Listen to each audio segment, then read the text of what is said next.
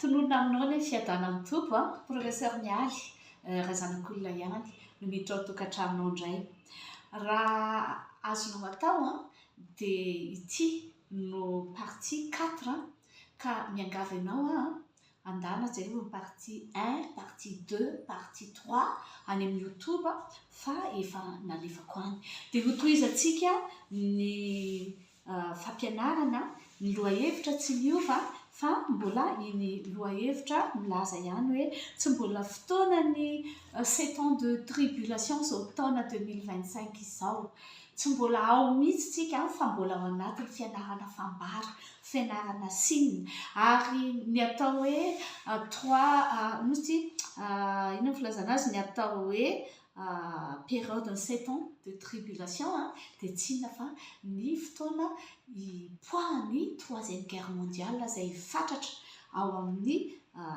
firenena israeliana iadivany olona rehetra firenena rehetra voasoratra ny baiboly amin'ny Eliasy. Dia ny fotoana iainantsika zao zany dia fotoana ampianarako anao tsy ho taitaitra, tsy ho atahotahotra hoe tena efa anatin'ny tribulation tsika fa tena lamina tsara dia hianatra ny fambara araka ny teneniko anao hoe firenena miady andreborohana guerre tsika dia firenena miady amin'ny firenena betabe no haintsika fa tsy mbola guerre zao fa fotoana atao inona zao zao ny fotoana fianarana ny atao hoe fanoharana ny amin'ny aviavy. Zao ny fotoana tenenin'ny baiboly hoe ao amin'ny Matthieu 24:32 zany hoe ary mianara ny fanoharana ny amin'ny aviavy raha vao manaroka ny rantsany ka mandraviny izany hoe manomboka mitsimoka maitsomaitso ny tahony aviavy maina be nandalo ririny iny dia fantaro fa efa akaiky ny lohataona. Ozy ianao ho avy amin'izay zany ny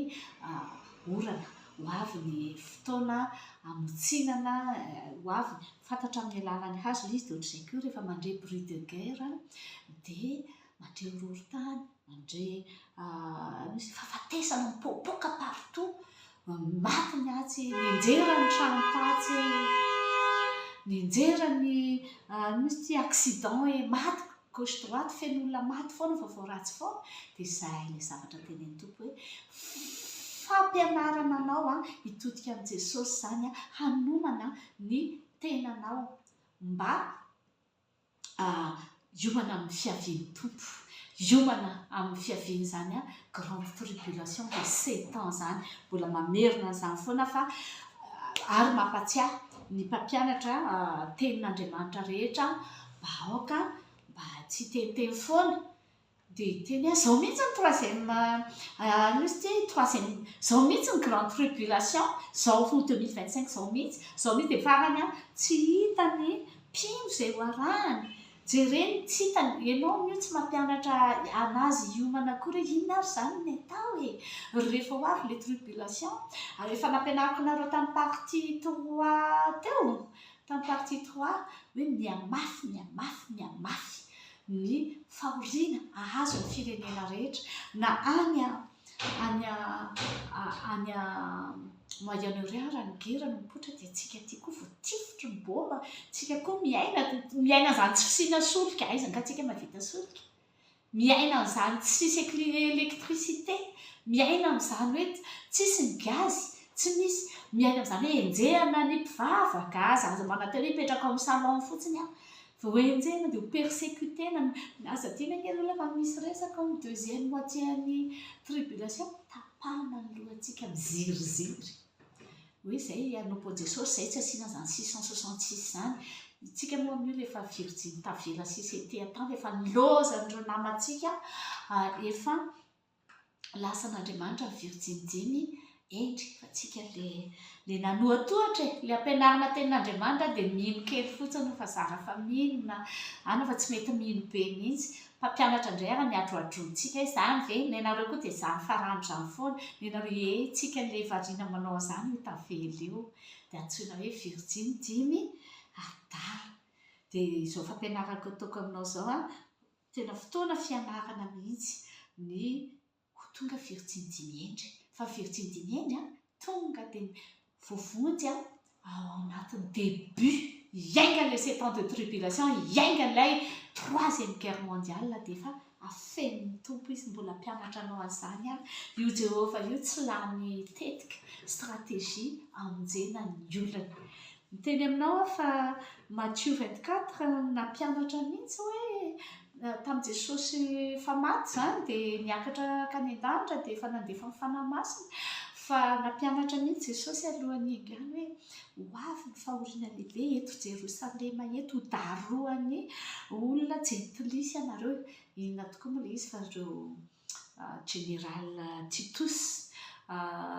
Romanina lehibe tokoa ny tonga nidaroka any Jerosalema na andrika raha mihitsy Jerosalema fa nanaraka tsara ny torohevitra Jesosy ireo mpianatra kristianareo mivavahanareo mba tsy hamiririnina na ho amin'ny sabata no andosiranareo. Efa voatenin' Jesosy mihitsy izay teny izay tena mitononona mihitsy ny hoe raha hitanareo fa mitsangana hozy izy Jesosy eo amin'ny toerana masina mifavetavetan'ny fandravana c'est-à-dire ireo olona jentilisa tsy natao hitsahany jentilisa mihitsy manko ilay tempoly faharoa any zareo jiosy. Raha vao hitanareo hoe fenofeno miaramila mamofomofona ady izany ny dikan'izany dia inona ny afatry ny tompo tao amin'ny Matthieu 24:15 dia tany amin'ny mitovy amin'ilay Daniel mpaminany any io Daniel 12:11 dia Daniel 9:27 nanambara izany aoka hozy izy raha voatra ny mamofomofona ady le izy izany mitsangana eo ny miaramila milahatra be ohatra volombonina iady dia aoka izay olona any Jodia andositra ho any tendrombohitra izany hoe mandana amin'ny mpita aingana any amin'ny tendrombohitry Petra miakavanana any amin'ny mitsoaka dia aoka koa izy izay ao an-tampon-trano ohatra hoe ao amin'ny terasy eo ambony hidina aka mitsoaka aingana hozy izy dia tsy lozana maka-akanjo hoe bagage hoentiko mitsoaka fa tonga dia andeha mitsoaka miafina any anefitra mitsoaka izany ny conseil Jesosy Kristy fa nahomby io tamin'ny année 70 année 70 c'est-à-dire 40 ans après an'ny Jésus-Christ lasana tena nahomby io daroana l'Israël fa tsy nisy kristianina maty na iray azy satria nanaraka an'io teny io. Izany ny fomba fampiomanan'i Jesosy ny mpianany dia ianao koa ny mpianany raha sitraka ao ianao moa izany tsy fantatro raha isan'ilay faly atao hoe kristiana sa anisan'ilay tezitra atao hoe kristiana nefa kristiana fa andao hirehatra tsara isaina ohatran'ireo mpianatra Kristy tamin'ny andron'ny taona 70 na iray azy nahita boky namaky an'izany mihitsy boky tsy baiboly fa mijery an'ilay boky any amin'ny biblioteka tranainy be reny dia nahita tena mitémoigner tsy nisy kristianina maty izay nanaraka azy fa izy maty nandrika raha be teo amin'ny kianjany tempoly Jerosalema tsisy vatony fanongoa io tamin'izany fotoana izany hoy Jesosy izy maty teo ny jiosy ny fariseo ry sadoseo ry jiosy talmida ry kabalistika tsy mivaky loha amin'ny fampianarany Jesosy tsy mivaky loha amin'ny alerta nomeny mpianatry Jesosy disciple izay nampianatra dahoany hitsoaka hozy ny Kristy fa izay nambarany tamin'izy mbola vivant izy tamin'izany dia aty aoriana moa tsika amin'izao fotoana izao tsisy Kristy hitantsika maso eto fa ny fanahy masina no mampianatra antsika hoe ampianaro amin'ny olona ny famonjena fa efa ho avy ny 3e guerre mondiale. Asa raha azonao izany zavatra ampianariko anao izany fa tena miezaka mihitsy hiditra tsotsotra ny hitantarako aminao ny hoe henoy ny tenin'Andriamanitra henoy ny préparation ny amin'ny fiaviany 3e guerre io ny fiaviany Jesosy eny amin'ny raha lanitra io henoy ao anatiny izany korotakorotana izany Jesosy no avy sa tsy misy hoe fiadanana dia miadana be eny amoron-dranomasina tsika dia mandeha miasa dia misy vakansa tsisy an'izany be da be aza ny fahoriana mipoitra amin'izany fotoana izany ny aretin-doza sy ny karazany tsaitsaboana amin'izany mandra-pahatonga ny gera sy any anatiny izany 7 ans de tribulation guerre mondiale izany be da be fahoriana rehefa gera re olona dia fahoriana ary miomana ry vehivavy fa rehefa gera dia violina vonoina masontsika ny zanantsika hotrobonina ny kibontsika rehefa be voka sadika amin'io kibontsika io daholo ny devoly satria tsika mety hamoaka zaza manohatra ny devoly rehefa mafana fo tsara ny ray aman-dreny mampianatra zaza dia hala ny devoly ny zanakitsika tsy tsika mihitsy za tena miteny hoe raha vehivavy manotohatra an'izao fampianarana ny teny fiaviany andro faran'izao dia efa mampiomana anao ka dia lozany miandry ianao izay tratry ny guerre mondiale tsisy guerre zany ka tsy violena ny vehivavy ary ankehitriny violena koa ny lehilahy efa lasa zany ny lamody izao dia aza dia faly manohatra fotsiny tenin'Andriamanitra etsy isan'izany indray ilay professeur mialy tony angamba olona tsisy atao misy atao mihitsy ary olona misy atao mihitsy ary ny asa aman'andraikitra fa ngeza no zavatra ataoko izao zavatra mpanaovin' Jesosy azy zao hoe ndeha torio ianao izay mahalala andana ampianaro ny olona fa aza gobonina ho anao fotsiny le izy fa ianao ho tsaray kokoa ianao raha tsy mitantara mbanambara ny fiomanana tokony homanan'ny olona satria tsy fidinandreo olonareo koa ngeny tsy mahalala n'izao fiomanana izao fa lozany manao asa anadekonina fotsiny mampiditra olona entinareo mandroso eto mipetraka mandroso divay rehefa tonga ny fotoana fanaovana fanasan-tompo dia izay dia mirava dia manangom-bola dia manao zaika be tsy hoe maneso an'izany azo atao daholo izany rehefa izany mamelombelona fanahy famianarana ity zavatra ampianariko ity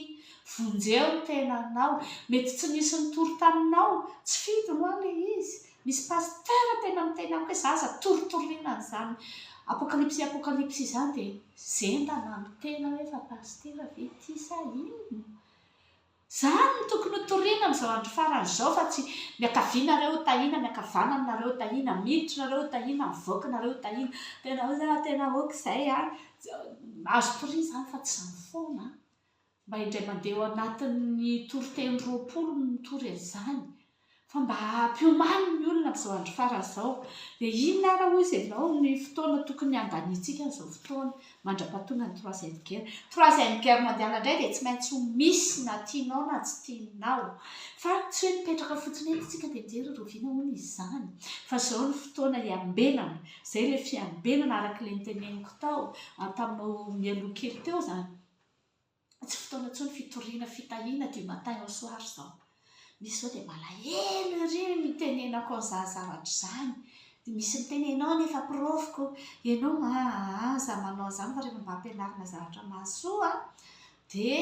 masainosaino ilay izy fa ny fanahinao mandrakizay ne no vonjeny ianao ka tsy mbola nahita an'ireny témoignage-ny olona any amin'ny elo mirehatra mandrakizay any amin'ny elo misy olona hoentin'Andriamanitra any amin'ny tontolo tsy hita maso mba andeha hitory hoe miambena fa tena misy ny elo tena misy olona mirehatra ao anaty afo kanefa izany mbola tsy le afo le any amin'ny fary mirehatra afo amin'ny andro farany mbola tsy mikasika an'izany resaka izany any aminao sao dia mifangaro ilay resaka fa le rehefa maty ao amin'ny tompo tsika dia tsy miditra an'izay elo izay fa raha maty tsy ao amin'ny tompo tsika izany en meurt sans être en Christ dia ao amin'ilay antsoina hoe fiainatsita dia efa misy fandoroananao ao fandoroanantsika aloha ataoko hoe atsika sao dia malahelo be ianao hoe arenao ataoko hoe atsika aloha satria za efa nampianatra anareo hoe tena marina angery olona tsy fantatritsika ity na voavonjina ity fa Jesosy rehetra malala an'io hoe tsisy fiangonana afaka miteny tsika voavonjy daholo averiko kely aminao eny ndana jerefo ny toriteniko momba an'izay zavatra izay fa tena miteny aminao fa tena te hirehatra mandrakizay passage fotsiny tia-tany ty fa mitohy izy io tena misy chronologie an'Andriamanitra misy taimina hoe ety-tany 20 taona dia après tonga dia misafidy mandrakizay ny toerana misy atsika na any amin'ny elo na any amin'ny paradisy dia après indray tsy maintsy mbola hidina ety-tany tsika iaina 1000 ans après misy zavatra be da be mitohy ohatr'izany après indray mbola misy ny Jerosalema vaovao ilaina hay daholo zany fa tsy hoe tapenako ny sofiko za efa mino an'i Jesosy efa mahay hira am-piangonana amin'ny firana rehetra efa haiko ka dia efa haiko dia ho anareo izay mitory aminay an'izany zavatra any toriany aminareo any izany fa aza toriana aty aminay fiangonanay efa mahay zavatra ho anao indrindra ny fatra-panda ihany ny ataon'Andriamanitra manaiky engany ianao kasihan'Andriamanitra amin'izao fampianarako izao mba ninona mba hamonjy ny fanahinao sy ny ankonanao za ke tsy afaka hamonjy ianao mampianatra ny azoko ataoko fa ny décision-nao hoe tokoa andeha hiomana fa tena efa c'est le temps de la grande tribulation tokoa izao fotoana izao fa marina ny tenin'ny professeur mialo hoe miambena dia ho tapahako indray ity teny ity hiditra ao amin'ny partie 5 tsika raha sitrapon'ny tompo ho tapahako dia jereo izay toy izay